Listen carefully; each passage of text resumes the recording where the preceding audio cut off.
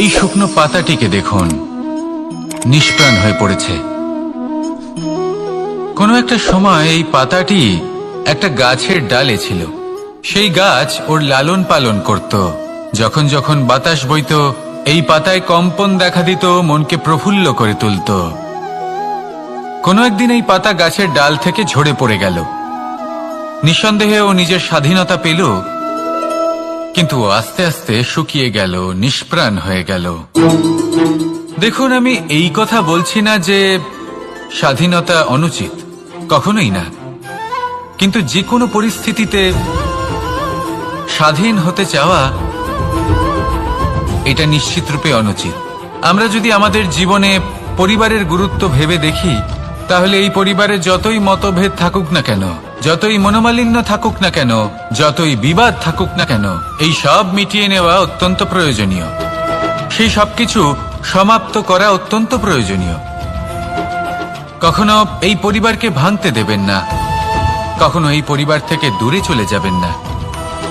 এই পরিবার হলো আমাদের জীবনের একটা অমূল্য সম্পদ, অমূল্য এক আশ্রয়, যা এই সংসারে হয়তো কোথাও আপনি পাবেন না।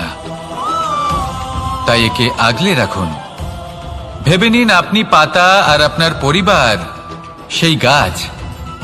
আসুন আমার সাথে ভালোবেসে বলুন, রাধা রাধা। অনেক সময় আমরা জীবনে অনেক মানুষকে এমন বলতে শুনে থাকি যে আমি অসফল হয়েছি কারণ আমার সময় ভালো যাচ্ছিল না। আমি এই জিনিসটা লাভ করতে চাইছিলাম কিন্তু করতে পারলাম না কারণ আমার সময়টা ভালো যাচ্ছিল না। আমি আমার জীবনে ওই মহান কাজটা করতে চাইছিলাম কিন্তু করতে পারলাম না। কেন? কারণ আমার সময়টা ভালো যাচ্ছিল না। কিন্তু যে মুহূর্তে ভালো সময় আমার জীবনে আসবে, আমি সব কিছু প্রাপ্ত করব। এমন প্রায় প্রত্যেকেই বলেন। আসুন একটা কথা বোঝা যাক। একজন মালিকে দেখুন, সে প্রত্যেক দিন গাছের সেবা করে, তাকে জল দেয়, তার যত্ন আত্তি করে। কেন? প্রত্যেক দিন সেই গাছ ফল দেয় না। সঠিক সময় এলে তবেই সেই গাছ ফল দেয়, কিন্তু প্রত্যেক দিন মালি তার সেবা করে, তাকে যত্ন করে। শুধুমাত্র তখন করে না যখন সেই গাছ ফল দিতে সক্ষম। আর যদি মালি গাছের যত্ন প্রতিদিন না করে, তাহলে হয়তো সেই গাছ ফল দিতেই পারবে না।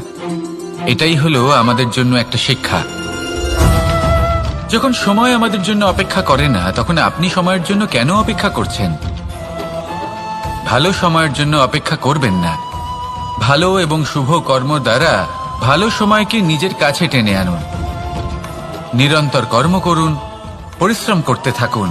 শুভ সময় আপনা থেকেই আপনার কাছে আসবে। আসুন আমার সাথে ভালোবেসে বলুন, রাধা রাধা।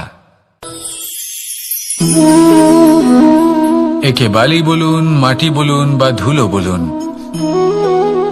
এ দিয়ে কত কিছু করা সম্ভব। এ দিয়ে আপনি নিজের বাসস্থান নির্মাণ করতে পারেন, প্রাচীর গড়ে তুলতে পারেন, অট্টালিকা নির্মাণ করতে পারেন।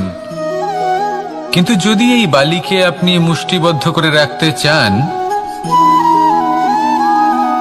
তাহলে তা হাত থেকে ফসকে যাবে। আপনি কখনোই একে মুষ্টিবদ্ধ করতে পারবেন না। এরকমই হয় আমাদের জীবন, আর এরকমই হয় সময়। এই মুষ্টিবদ্ধ করা বালির মতো। সময়কে আমরা বাধা দিতে পারবো না, আটকেও রাখতে পারবো না। এ হলো প্রবাহমান। জন্ম থেকে মৃত্যু পর্যন্ত এই যে সময়, তা খুবই সীমিত। আর এই সময় আমরা যেটাই করি তার দ্বারাই আমাদের মূল্য নির্ধারিত হয়। আর এই সংসার থেকে চলে যাওয়ার পরেও এই সংসার এই সব কর্মের জন্যই আমাদের মনে রাখে। তাই যদি আপনি এটা ভাবেন যে আজ যে কর্ম করার ছিল আমি না হয় কাল করে নেব, কাল আমার লক্ষ্যে পৌঁছানোর কথা ছিল আমি পরশু পৌঁছব, না, এই সময় খুব মূল্যবান, একে নষ্ট করবেন না। এই সময়কে সদ্ব্যবহার করুন, মহান হবার পথে অগ্রসর হন। একে যদি মুষ্টিবদ্ধ করে রাখার চেষ্টা করেন, এই সময় থেমে থাকবে না। আসুন আমার সাথে ভালোবেসে বলুন, রাধা রাধা। আমাদের জীবনে অনেক ধরনের ব্যক্তি এসে থাকেন। কেউ কেউ আমাদের সাথে থেকে যান, কেউ আমাদের থেকে দূরে চলে যান। কেউ ভালো মানুষ হন, কেউ খারাপ মানুষ। কিন্তু আমরা সবসময় সেই সময়টাকে নিয়ে দুঃখ প্রকাশ করি যখন আমাদের জীবনে কোনো খারাপ ব্যক্তি প্রবেশ করেন। তারা আমাদের খারাপ অনুভূতি দেন, দুঃখ দেন, কষ্ট দেন। আমরা সবাই তাকে ভালো মন্দ কথা বলি। কিন্তু কেন? এমন বিভিন্ন ধরনের মানুষ, খারাপ মানুষ, ভালো মানুষ সবার জীবনেই আসেন এবং সকলকেই একটা অমূল্য শিক্ষা দান করে যান। এবার আপনি নিজেই ভেবে দেখুন, জীবনে যখন প্রথমবার আপনি আগুন স্পর্শ করেছিলেন তখন আপনি একটা শিক্ষা লাভ করেছিলেন যে আমাকে আগুনের থেকে একটু দূরে থাকতে হবে। তারপর আস্তে আস্তে আপনি শিখলেন যে কিভাবে এই আগুনকে নিয়ন্ত্রণে রাখতে হবে। তারপর আপনি শিখলেন যে কিভাবে নিজের জীবনে তাকে প্রয়োগ করতে হবে, তা সে অন্ধকারে প্রকাশ লাভ করার জন্য হোক বা খাবার বানানোর জন্য। সেইভাবেই কোনো খারাপ ব্যক্তি যখন আপনার জীবনে আসে কোনো শিক্ষা দিয়ে যান, তার প্রতি কৃতজ্ঞ থাকুন। তার বিষয় খারাপ ভাবার বা খারাপ অনুভূতি নিয়ে থাকার কোনো প্রয়োজন নেই। সেই শিক্ষা লাভ করুন, ইতিবাচক মনোভাব নিয়ে জীবনের সামনে এগোতে থাকুন। কেউ নেই যিনি আপনাকে বাধা দিতে পারেন। আসুন আমার সাথে ভালোবেসে বলুন, রাধা রাধা। এই সংসারে অনেক অনেক এমন জ্ঞানী আছেন যারা নিজের সমস্ত জীবন জ্ঞান অর্জন করতে অতিবাহিত করেছেন। এই সংসারে এমন কোনো বেদ নেই, কোনো পুরাণ নেই, কোনো শাস্ত্র নেই, কোনো ভাষা নেই যা ওনারা জানেন না। এমন কোনো বিষয় নেই যা নিয়ে ওনারা কোনো বক্তব্য রাখতে পারবেন না। কিন্তু আমরা এই সকল জ্ঞানীকে কি ভালোবাসতে পারি? এনাদের সকলকে সম্মান করতে পারি না। কারণটা কি? দেখুন, বেদ পড়া একটি আলাদা বিষয়, বেদনা বুঝতে পারা অন্য ব্যাপার। এবং বেদনা বোঝার জন্য, সেই জ্ঞান লাভ করার জন্য আপনাকে মন থেকে করুণা এবং প্রেমের সঠিক অর্থ বুঝতে হবে। সামনের ব্যক্তির বেদনা বুঝতে হবে, তার যন্ত্রণাকে বুঝতে হবে। তারপর যে জ্ঞান আপনি অর্জন করেছেন বেদ থেকে, পুরাণ থেকে, শাস্ত্র থেকে, তা প্রয়োগ করে তার বেদনার নিবারণ করা, সেটা বেশি গুরুত্বপূর্ণ। সেই জন্য জীবনে শুধুমাত্র শাস্ত্র এবং বেদ পড়ে জ্ঞান অর্জন করতে সময় নষ্ট করবেন না। মন থেকে প্রেমের কি অর্থ সেই বিষয়ে জ্ঞান লাভ করার চেষ্টা করুন। করুণাও বুঝতে চেষ্টা করুন। একজন শ্রেষ্ঠ ব্যক্তি হয়ে উঠুন আর আমার সাথে ভালোবেসে বলুন, রাধা রাধা। একটি হাতির শরীরে কত বল থাকতে পারে সেটা আমরা সবাই জানি। একটা প্রহারেই বিশালাকার প্রাচীর ভেঙে পড়তে পারে। কিন্তু সেটা তখন হয় যখন সেই হাতির নিজের শক্তির বিষয়ে কোনো ধারণা থাকে। যদি সেই হাতিকেই বন্দি করে নেওয়া হয় তাহলে সেই হাতি তার পরাধীন থাকার অভ্যাস হয়ে যায়। এই পরনির্ভরশীলতা আমাদের শরীরকে নয়, আমাদের মনকে বন্দি করে ফেলে। আর তার পরিণাম হলো এটাই যে আমাদের নিজেদের ওপর নিয়ন্ত্রণ থাকেই না। যদি নিজের ওপর নিয়ন্ত্রণ না থাকে তাহলে নিজেদের প্রকৃত শক্তির সাথে আমরা কিভাবে পরিচিত হব? সেই জন্য এই সংসারের সবথেকে বড় আনন্দ হলো স্বাধীনতা। এই স্বতন্ত্রতাকে আনুন নিজের বিবেচনায়, নিজের চিন্তা ভাবনায়, নিজের জীবনে। কারোর কথায় প্রভাবিত হবেন না। নিজের বিবেকবোধ জাগ্রত করুন এবং এগোতে থাকুন।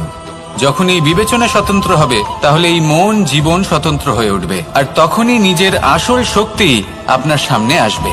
আপনার সাহস, আপনার প্রতিভা আপনি জানতে পারবেন। তখনই জীবনে এগোতে পারবেন। তাহলে আসুন আর আমার সাথে ভালোবেসে বলুন, রাধা রাধা। এই সংসারে যে ব্যক্তিই হোক না কেন, প্রত্যেক ব্যক্তির জীবনে সমস্যা অবশ্যই আসে। এমন কিছু মানুষ আছেন, যদি তাদেরকে জিজ্ঞেস করেন যে এমনটা ঠিক কেন হলো, তাহলে পুরো দোষটা তারা নিজেদের পরিস্থিতির ওপর ন্যস্ত করেন। যে আমি তো এমন একটা পরিস্থিতিতে ছিলাম, আমি কিভাবে কিছু করতাম, আমার কাছে আর কোনো বিকল্পই ছিল না। চলুন কথা বলা যাক মহাভারত নিয়ে। ভীষ্ম পিতামহ, ওনাকে জিজ্ঞেস করা হলো আপনি এরকম প্রতিজ্ঞা কেন করলেন? উনি বললেন যে আমি পরিস্থিতির অধীন হয়ে পড়েছিলাম, সেই জন্য। এই প্রশ্নটাই যখন অর্জুনকে করা হলো তখন অন্য একটি দিক প্রস্ফুটিত হলো। অর্জুন নিজের পরিস্থিতির কারণে জীবনে কখনোই বাধা পড়েননি। তিনি সিদ্ধান্ত নিয়েছিলেন সংঘর্ষ করার, সংসারের নিয়মের বিরুদ্ধাচারণ করার। এই সংসারে আপনি যা কিছুই হয়ে উঠতে পারেন তার সমগ্র শ্রেয় শুধুমাত্র আপনার পরিস্থিতির ওপর চাপিয়ে দেওয়া যায় না। সেটা নির্বাচনের উপর নির্ভরশীল যে সেই পরিস্থিতিতে আপনি কি নির্বাচন করেছেন। যদি সেই মুহূর্তে ভীষ্ম পিতামহ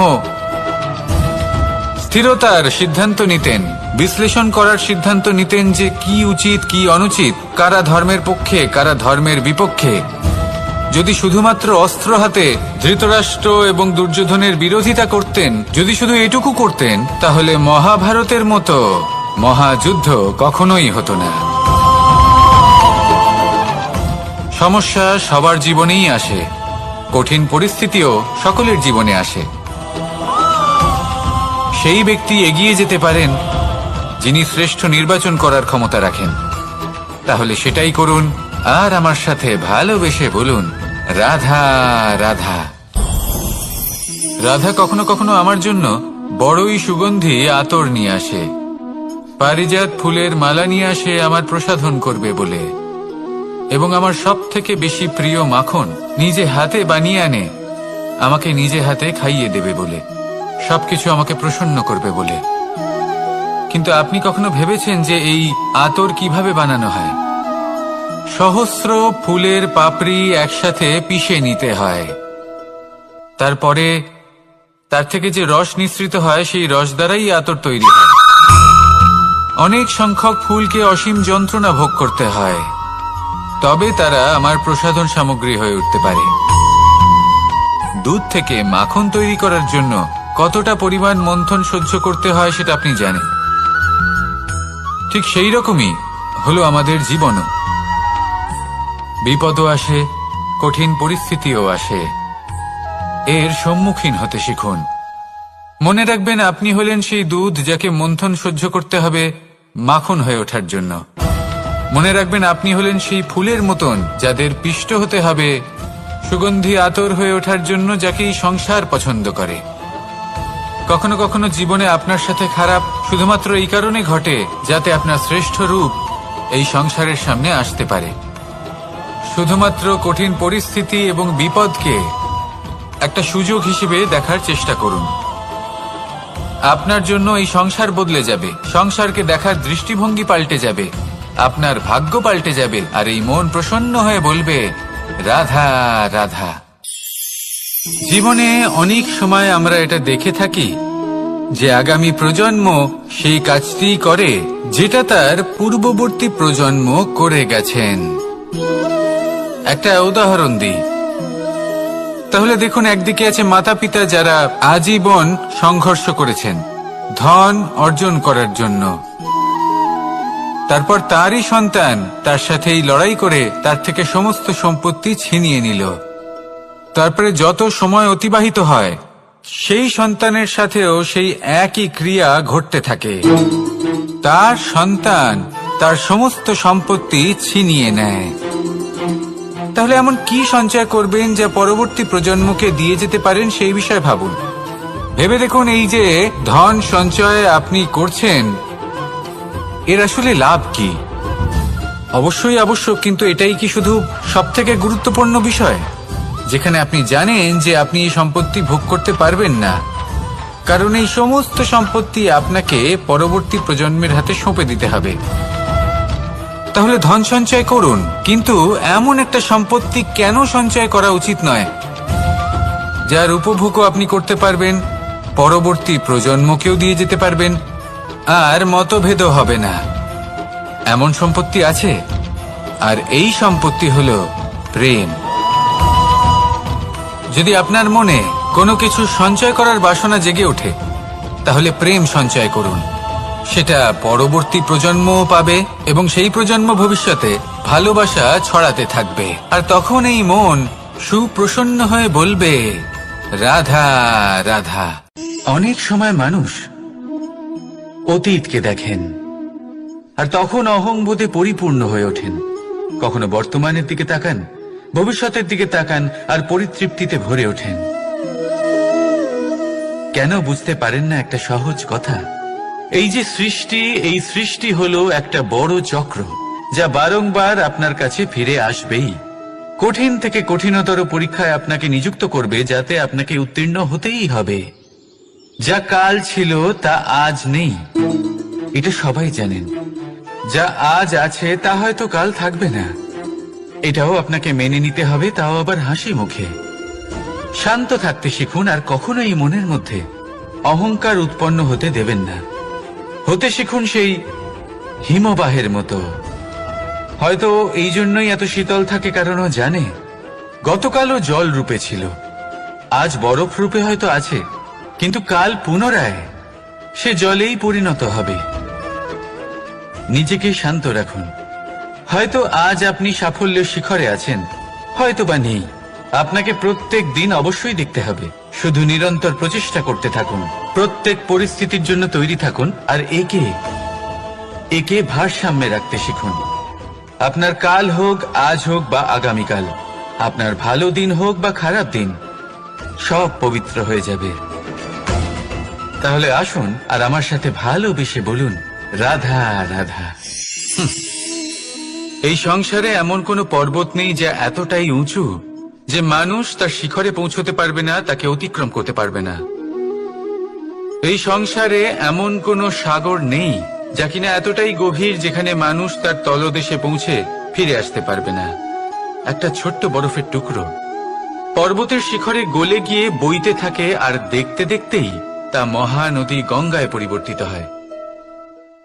এর কারণ কি? এর কারণ হলো প্রচেষ্টা, প্রারব্ধ নয়।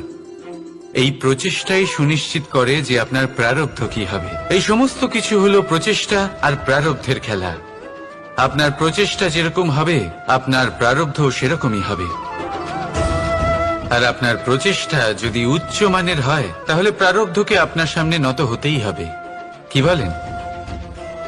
তাহলে আসুন আমার সাথে ভালোবেসে বলুন, রাধা রাধা। অনেক সময় যখন আমরা কর্ম করি, সাফল্য লাভ করি, কঠিন পরীক্ষায় উত্তীর্ণ হই, বড় কাজ করি, আমাদের মনে হয় এই সংসার আমাদের একটু প্রশংসা করুক, ভালো লাগে। অনেকবার মনে হয় এটা হলো আমাদের কর্মের ফলই বটে, আমরা আনন্দ পাই। কিন্তু যখন আমরা এই প্রশংসা পাই না, তখন কি হয়? আমরা দুঃখী হয়ে যাই, ভেঙে পড়ি। মনে হয় যেন আমার জন্য কেউ চিন্তাই করে না। এমন মনে হয় যেন আমাদের আনন্দে অন্য কেউ আনন্দই পায় না। অনেক রকম ভাবনা আসে। কিন্তু আমি আপনাকে একটা প্রশ্ন করতে চাই, আপনি যে কাজই করেন না কেন, যে কর্মই করেন না কেন, তা কি শুধুমাত্র প্রশংসার জন্য করেন? যদি এরকম হয়ে থাকে, তাহলে সেই ভাবনা এক্ষুনি ত্যাগ করুন। কারণ এই প্রকৃতি আমাদের অন্য শিক্ষা দেয়।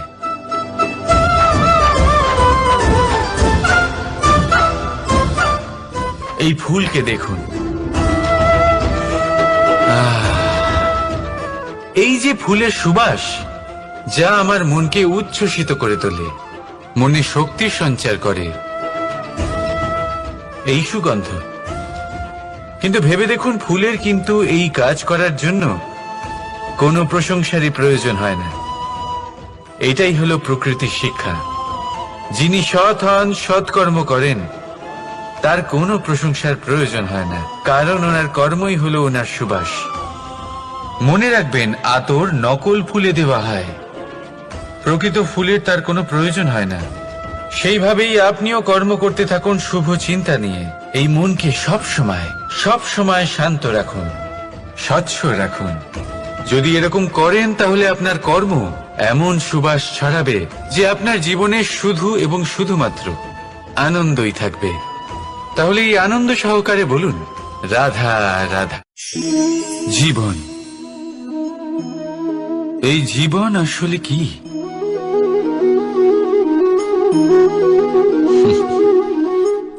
এই প্রশ্ন সবার মনেই এসে থাকে। সবার মন এই প্রশ্নের জন্যই চিন্তিত থাকে। এই জীবন আসলে কি? এর উদ্দেশ্য আসলে কি? কি করা যেতে পারে এই জীবনে? এই জীবন কি কিছু পাওয়ার, নাকি এই জীবন কিছু হারাবার? এই জীবন কি আসলে সেটাই যেখানে আমাদের পরমাত্মার খোঁজ করা উচিত, নাকি আমাদের ধাবিত করা উচিত নিজেদের স্বপ্নের লক্ষ্যে? এই জীবন আসলে কি? এই জীবন আসলে অত্যন্ত সরল। এ হলো শান্ত জলের মতো, একটা আয়নার মতো এই জীবন। এই জীবন আসলে ঠিক যেন এক আয়নার মতো। আয়না কি করে? আপনাকে সেটাই দেখায় যা আপনি করে থাকেন। আপনি হাসি মুখে আয়নার দিকে তাকান, আয়না আপনাকে আপনারই মুখ দেখাবে সেই হাসি সমেত। আপনি রেগে গিয়ে আয়নার দিকে তাকান, আয়না আপনাকে সেটাই দেখাবে। আপনি প্রসন্নভাবে হেসে আয়নার দিকে তাকালে আয়না আপনাকে সেটাই দেখাবে। এটাই হলো জীবন, একটা আয়নার মতো। আপনি এটা ভাববেন না যে এই জীবন আপনাকে কি দিয়েছে, বরং এটা ভেবে দেখুন যে আপনি এই জীবনকে কি প্রদান করেছেন।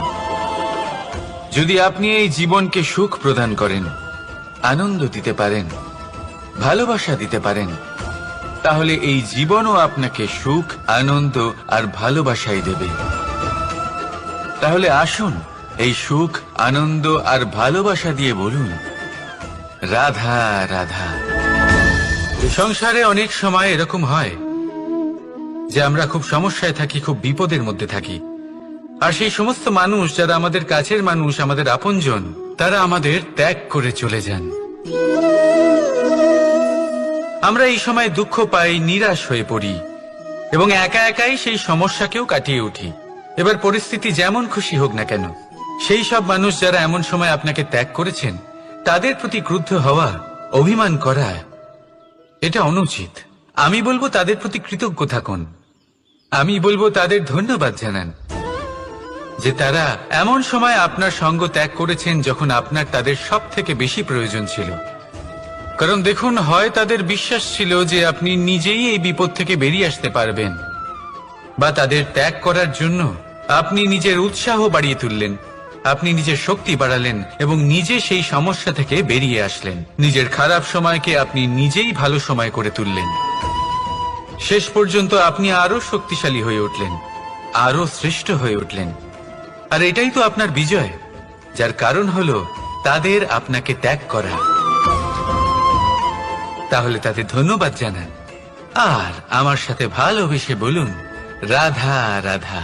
দোল উৎসবে এই সমগ্র সংসার রং নিয়ে খেলা করে, কিন্তু এই রঙের সারমর্ম এই সংসার কি জানে? কখনো দেখেছেন একটা চিন্তিত মুখ শুধুমাত্র রঙের স্পর্শ পেয়ে আনন্দিত হয়ে ওঠে? দোলে আমরা কি করি? পুরাতনকে ত্যাগ করি আর নতুনকে স্বাগত জানাই। শিশিরকে বিদায় জানিয়ে এক সুন্দর, এক নতুন ঋতুকে আগমন জানাই। দুশ্চিন্তা দূর করে আসার নতুন রঙে রঙিন হয়ে ওঠা, নিজেকে আনন্দিত করা, এটাই তো হলো দোল। এবার দোলের একটা ব্যাপার আছে, দুটো রঙে একসাথে রঙিন হওয়া যায় না। একটা রং উঠলে তবেই আরেকটা রং লাগা সম্ভব। আরো একটা প্রশ্নও রয়েছে, কোন রংকে তুলে দিয়ে কোন রং মাখানো যেতে পারে? যদি আপনাকে উদাহরণ দিই, লোভের এই রং, তা যতক্ষণ লেগে থাকবে আনন্দের রং লাগতে পারবে না। যা হয়েছিল দ্বারকাবাসী এবং সামন্তক মণির মধ্যে। ভ্রান্তির রং যতক্ষণ লেগে থাকবে সত্যের রং লাগতে পারবে না, যা হয়েছে রুক্মিণীর সাথে। আর হিংসার এই রং যতক্ষণ লেগে থাকবে প্রেমের রং ততক্ষণ লাগতেই পারবে না, যা হয় আপনার আমার সবার সাথে। তাহলে আসুন একসাথে মিলে দোল পালন করি এবং সবকিছুর উপরে বিজয় লাভ করি। অন্ধকারের স্থানে আলোর, ভ্রান্তির স্থানে সত্যের, হিংসার স্থানে প্রেমের, আর লোভের স্থানে আনন্দের এই সুন্দর রং মাখাই। শত্রুতা, ঘৃণা, হিংসা এই সব কিছু ত্যাগ করি আর সকলের সখা হয়ে উঠি, আর ভালোবেসে বলি শুভ দোল। হ্যাঁ, ওটা তো আমরা অবশ্যই বলবো, রাধা রাধা। আমাদের মনে সবসময় একটা প্রশ্ন এসেই থাকে, এই জীবন যা কিনা ঈশ্বর আমাদের দিয়েছেন, একটা জীবন। ঈশ্বর এক আত্মা দিয়েছেন পৃথিবীতে বাঁচার জন্য। যতদূর আমরা জানি আমাদের কাছে একটাই জীবন রয়েছে। আমরা ভাবি এই জীবন গুছিয়ে কিভাবে রাখা যায়। প্রত্যেক মানুষ ভাবেন যে আমি কি করি যাতে এই জীবনকে গুছিয়ে রাখা যায়, কিরকম কর্ম করব, কিরকম পুণ্য করব, কি ধরনের শাস্ত্র পড়ব যাতে আমি সেই জ্ঞান অর্জন করি যাতে জীবনটা সুন্দর করে তুলতে পারি। আমাদের সমগ্র জীবন কেটে যায় এই প্রশ্নের উত্তর খুঁজতে, সেই শাস্ত্র অধ্যয়ন করতে। এমন অনেক মানুষ তাও বুঝতে পারেন না। আসুন আজ আমি আপনাকে একটা সহজ কথা বলি, যার দ্বারা আপনি নিজের জীবন সুন্দর করবেন। জীবন, জিহ্বা, এদের দুজনেরই হলো একটাই রাশি। জিহ্বা অর্থাৎ আপনার কথা, এই কথাকে সংযত রাখুন, একে সুন্দর করে তুলুন, মধুর কথা বলুন, যতটা সম্ভব একে নিয়ন্ত্রণে রাখুন। আপনার জীবন সুন্দর হয়ে উঠবে।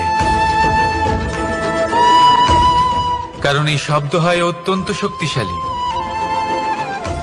এটা হলো এমন এক বন্ধন যা আপনার সামনের মানুষকে আপনার ব্যক্তিত্বের সাথে জুড়ে দিতে পারে।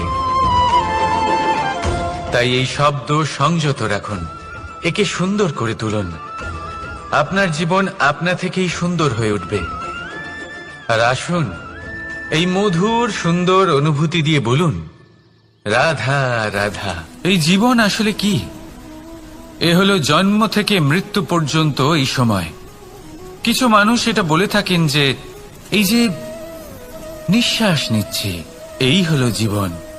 আর প্রত্যেক ব্যক্তি, প্রত্যেক প্রাণী, তাদের নিঃশ্বাস নির্ধারিত থাকে, নির্দিষ্ট হয়ে থাকে। তাকে সেই নির্ধারিত নিঃশ্বাস নিতেই হয়, তারপর তিনি মৃত্যু লাভ করেন। কিন্তু এটা কি সত্যি? সত্যি কি মনুষ্য জীবন এই নিঃশ্বাসের উপর নির্ধারিত থাকে? এই নিঃশ্বাসের গণনাই কি মনুষ্য জীবনের অস্তিত্ব? কখনোই নয়। মনুষ্য জীবন শুধু কিছু নিঃশ্বাস নয় যা একদিন থেমে যাবে। মনুষ্য জীবন হলো সেই নিঃশ্বাসের মধ্যেকার সেই সময় যা দেখে অন্য কারোর নিঃশ্বাস স্তব্ধ হয়ে যেতে পারে। সেই মুহূর্ত যেখানে মানুষ আপনার মধ্যে সেই প্রেম দেখতে পারে, আপনার সাহস দেখতে পারে, আপনার শক্তি দেখতে পারে, আপনার চেষ্টা দেখতে পারে, আপনার পরিশ্রম দেখতে পারে, অন্যায় আর দুর্নীতির বিরুদ্ধে আপনার যুদ্ধ দেখতে পারে। জীবনে গুরুত্বপূর্ণ সেই মুহূর্ত, সেই সময় যেটা আপনি বেঁচে আছেন। সেই সময়ে আপনি এই সংসারের অন্য ব্যক্তিদের জীবন বাঁচার একটা দিশা দেখাতে পারেন, একটা প্রেরণা যোগাতে পারেন, শক্তি দিতে পারেন, আশা দিতে পারেন।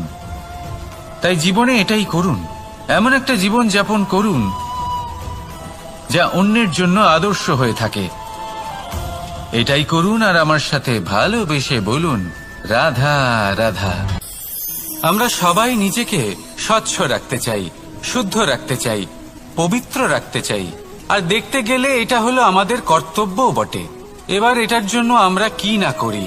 যখনই আমরা সকালে উঠি তখন উঠেই আমরা দাঁত মাজি। দিনে যখনই আমরা সময় পাই কিছু সুগন্ধি খাদ্য খাবার চেষ্টা করি যাতে আমাদের মুখ থেকে দুর্গন্ধ না আসে, বরং সুগন্ধ আসে। এই পা দুটো আমরা শুদ্ধ রাখার জন্য, পবিত্র রাখার জন্য যখনই আমরা বাড়ির বাইরে যাই পাদুকা পায়ে দিয়ে যাই, আর যখন ফিরে আসি আমরা জল দিয়ে পা ধুয়ে নিই।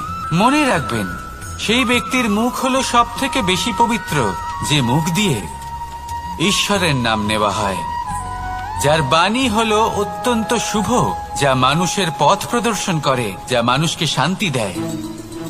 যদি এই হৃদয়কে আপনি পবিত্র করতে চান, তাহলে মানবতাকে বুঝতে হবে, মানুষের দুঃখগুলিকে বুঝতে হবে, তবেই এই হৃদয় পবিত্র হবে। এই পা দুটো যদি আপনি পবিত্র করতে চান, তাহলে কোনো তীর্থস্থানে যান। ওখানে হয়তো আপনি জানেনও না যে কতজন সৎপুরুষ, কতজন মহাপুরুষ এসেছেন। তাদের চরণের ধুলো সেখানে পড়েছে, যা আপনার চরণ শুদ্ধ করে তুলতে পারে। যদি এই হাতগুলি আপনি পবিত্র করতে চান, তাহলে এই হাত দিয়ে শুভ কর্ম করুন, দান করতে শিখুন।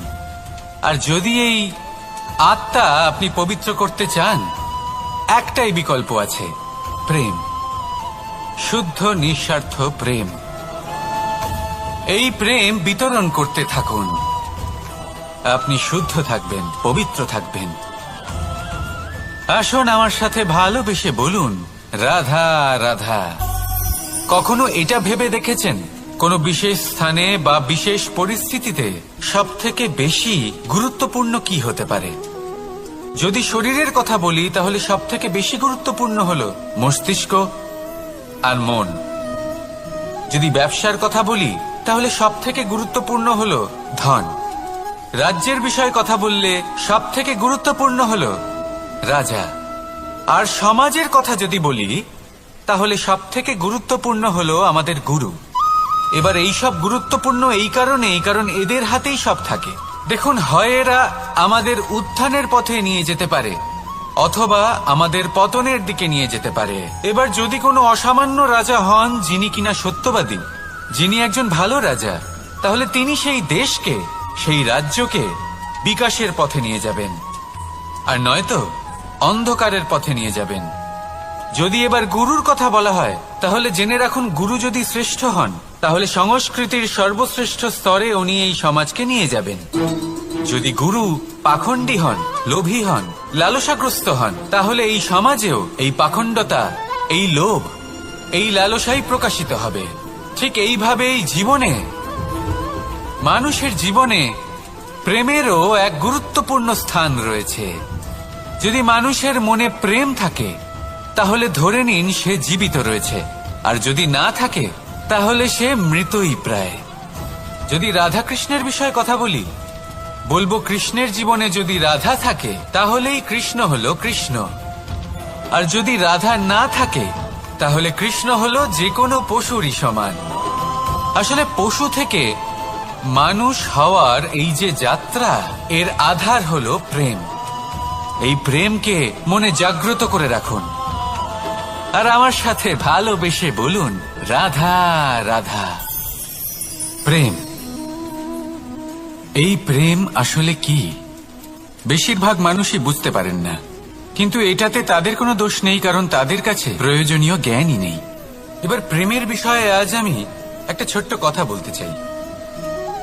আপনি দেখবেন, কিছু মানুষ যখন কাউকে ভালোবাসেন, তখন তাদের মনে হয় সেই ব্যক্তির ওপর ওনার অধিকার রয়েছে।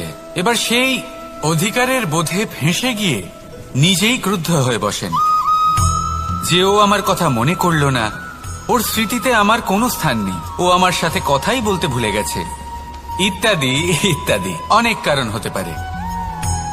আমি আপনাকে একটা প্রশ্ন করি, এই যে স্মৃতিগুলি, এটাই কি ভালোবাসা? কখনোই নয়। প্রেম তো হলো সেই আবেগ, সেই বোধ, যা এক সুগন্ধিত ফুলের মতো আপনার জীবনকে, আপনার মনকে আনন্দিত করবে, প্রসন্নতার দ্বারা ভরিয়ে তুলবে। প্রেম হলো সেই বোধ। তাই যদি আপনি প্রেমকে বুঝতে চান, তাহলে প্রেমের ভাবনাকে বোঝার চেষ্টা করুন। প্রেমকে যদি যাপন করতে চান, তাহলে আবেগের দ্বারা যাপন করুন, স্মৃতির দ্বারা নয়। স্মৃতির কি আছে? আজ আছে, পরবর্তীকালে নাও থাকতে পারে। সময়ের সাথে এই স্মৃতি ফিকে হয়ে যেতে পারে, কিন্তু এই আবেগ, তা চিরকাল মনের মাঝে থেকে যায়। তাই আসুন আর আমার সাথে ভালোবেসে বলুন, রাধা রাধা। রাজ্য, শাসন, সাম্রাজ্য, সংস্থাপনা, এগুলিকে সফল কখন বলা যেতে পারে?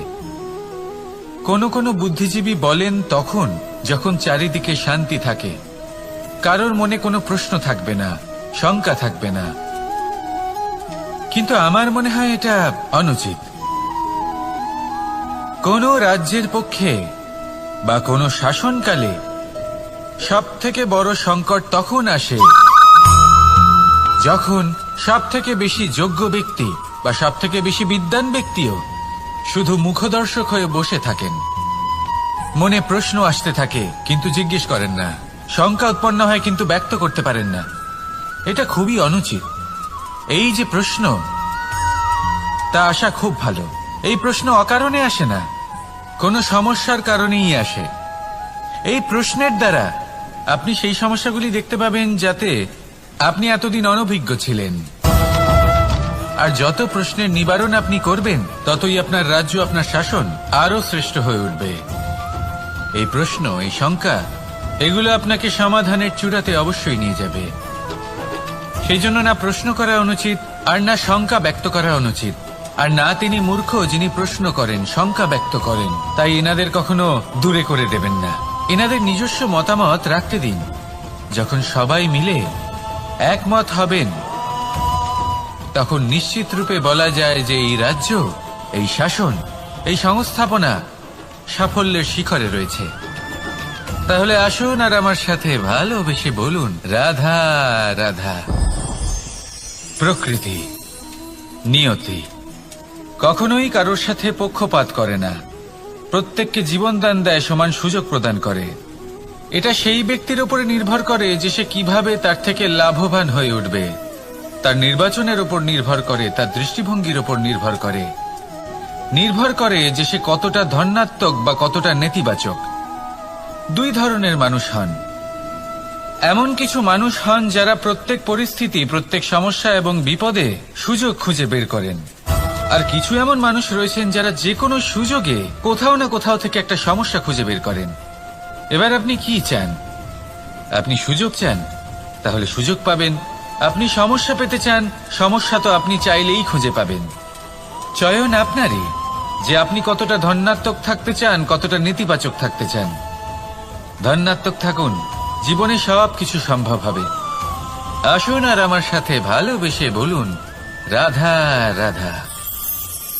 যখনই আমরা কথা বলি জলরাশির বিষয়ে, যখন আমরা তুলনা করি, তখন আমাদের খুব ভালো লাগে মিষ্টি সরোবর, পুকুর, নদী। আর আমরা অপেক্ষা করে থাকি সাগরের জন্য, সমুদ্রের জন্য। কেন করি? কারণ এই সাগর, এই সমুদ্র, এ হলো অত্যন্ত বিশাল আর ভয়ানক। এর জলও কিন্তু নোনতা, যা আমরা পান করতে পারি না। কখনো ভেবে দেখেছেন এই সমুদ্রের অন্তরে এই নোনতা জল, এই নোনতা ভাব, এটা আসে কোত্থেকে? এই যে সমুদ্র, যে প্রবাহমান নদীর থেকে যে খনিজ নির্গত হয়, তার ভান্ডার হলো এটা। সেই খনিজকে নিজের অন্তরে গ্রহণ করে, সেই নোনতা ভাব নিজের মধ্যে সমাহিত করে, আর তারপর সেই নোনতা জল বাষ্পে পরিণত হয়ে উপরে উঠে যায়, যা মেঘ হয়ে আপনার ওপর মিষ্টি বৃষ্টি হয়ে ঝরে পড়ে। এ হলো সমুদ্রের ত্যাগ, যার জন্য আপনি মিষ্টি জল পান করতে পারছেন, সে নদী থেকেই হোক বা সরোবর থেকে। সেই জন্যই হয়তো সাগর হলো এত মহান, হয়তো সেই জন্যই রত্ন সাগরে পাওয়া যায়। তাই মনে রাখবেন, ক্ষমতা তারই হয় যে ত্যাগ করতে জানে, কোনো বিষকে নিজের মধ্যে ধারণ করে নিতে জানে। তাহলে আপনিও এটাই করুন, এতটাই শক্তিশালী হয়ে উঠুন, আর আমার সাথে ভালোবেসে বলুন, রাধা রাধা। বৃষ্টির ফোঁটা কত ছোট, কিন্তু সাগর কত বড়। হিমখণ্ড কত ছোট, হিমালয় কত বড়। কত পার্থক্য আছে দেখুন। দশরথ পুত্র রাম আর শ্রীরাম, দেখুন একটা ফোঁটা একসাথে মিলিত হয়ে তখন এই বিশাল সাগর তৈরি হয়। সকল হিমখণ্ড যখন একসাথে মিলিত হয়, তখন এই বিশাল মহান হিমালয় গঠিত হয়। সেইভাবেই একটা ছোট্ট বনবাস দিয়ে শুরু হয়েছিল একটা যাত্রা, রাম থেকে শ্রীরাম হবার পথে, মর্যাদা পুরুষোত্তম হবার জন্য। কিন্তু এর থেকে আপনি কি শিখলেন? বিন্দু আসলে মহান নয়, মহান হলো সাগর। হিমখণ্ড মহান নয়, মহান হলো হিমালয়। অর্থাৎ কোনো মহান কাজ করার জন্য বা মহান হবার জন্য আপনাকে আরম্ভ করতে হবে ছোট থেকে। একটা অত্যন্ত সরল কিন্তু একটা গুরুত্বপূর্ণ কথা আমি আপনাকে বলতে চাই। দেখুন, আরম্ভ করার জন্য প্রথমেই আপনার মহান হবার কোনো প্রয়োজন নেই, কিন্তু হ্যাঁ, মহান হবার জন্য প্রথমে আরম্ভ করা অত্যন্ত প্রয়োজনীয়। আপনি যদি শুরুই না করেন তাহলে কখনো মহান হতেই পারবেন না। প্রকৃত নিষ্ঠা দ্বারা আরম্ভ করুন। আপনার পদক্ষেপ, আপনার কর্ম যতই ক্ষুদ্র হোক না কেন, তা করতে থাকুন, নিরন্তর চেষ্টা করতে থাকুন। তারপর দেখবেন এই যে মহানুভবতা নিজে পথ চলে আপনার কাছে আসবে। তাই আপনি এটাই করুন আর আমার সাথে ভালোবেসে বলুন, রাধা রাধা।